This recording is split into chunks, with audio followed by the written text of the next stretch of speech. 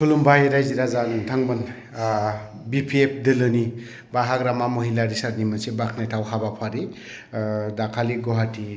हस्पिटालावहाय private हस्पिटालावसो दङमोन बेमारिनि थाखाय बा बिथाङा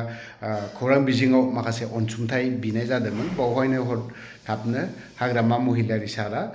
इउथ बिपिएफनि दैदेनगिरिफोरनि आखायाव माखासे अनसुंथाइ हरनायखौ जों नुनो मोनदों लोगोसे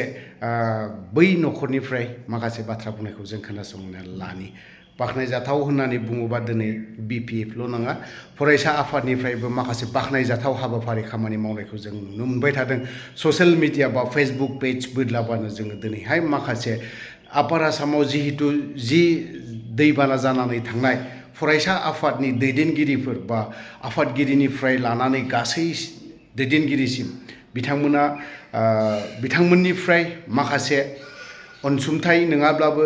जाखिनि थानो हानायनि न'खौ फोसाबना हैनाय बेखौ जों नुलायबाय थादों बेबो मोनसे गिदिर बाखनायजाथाव हाबाफारि होननानै बुंनांगोन थ' दिनैहाय जोंनि लवार आसाम बा ओरैहाय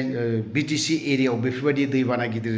जायाखै आरो दाजाथोंबो बेफोरबायदिखौ जों एज ए होल रायजो राजायानो बेफोरबायदिखौ लुबैयाखै थ' जियानो जाया मानो बाखनायजाथाव होनना बुङोबा फरायसा आफादनिफ्राय मोनसे मोजां स्टेपखौ लादों होननानै बुंनांगोन थ' बावहाय गुबुनफ्रा राजखान्थिनि कयेकजन दैदेनगिरिफ्रा बेयो आलादासो जालांबायलै बाथ्राया बेफोरबायदि साननो हागौ नाथाय जों जायखौ मोजां मावदोंखौनो होननांगोन दा फरायसा आफादा दिनैहाय माखासे मोजां हाबाफारि स्टेपखौ लानायखौ जों नुनो मोनदों थ' जियानो जाया मानो बिपिएफनिफ्रायबो माखासे मोजां स्टेप लानायखौ नुदों बहाबा सोरनोबा 5 लाखनो 6 लाखनो 1 लाखनो बेफोरबायदि रां अनसुंथाइ होनायखौ जों जेरावबो जों एसे एनै खौरां बिजोंफोरनि गेजेरजों नुलायबाय थानायखौ नुनो मोनदों थ' जों बिदिब्ला बै दुखुथिया न'खरनि बिमाया मा फोरमायदों जों खोनासंनानै लानि